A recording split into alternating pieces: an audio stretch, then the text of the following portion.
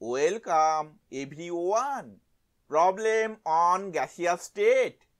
Calculate the most probable velocity of oxygen gas at 300 K.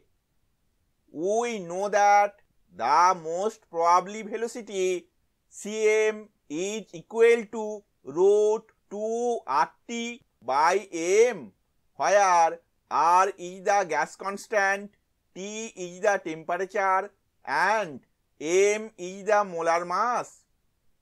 R is equal to 8.314 joule K inverse mole inverse.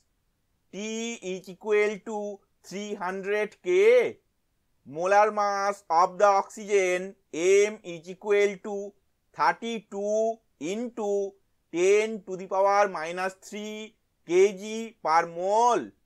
Therefore, Cm is equal to root 2 into 8.314.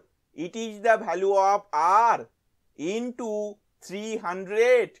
It is the value of T by 32 into 10 to the power minus 3. It is the value of M, or Cm is equal to 394.82 meter per second.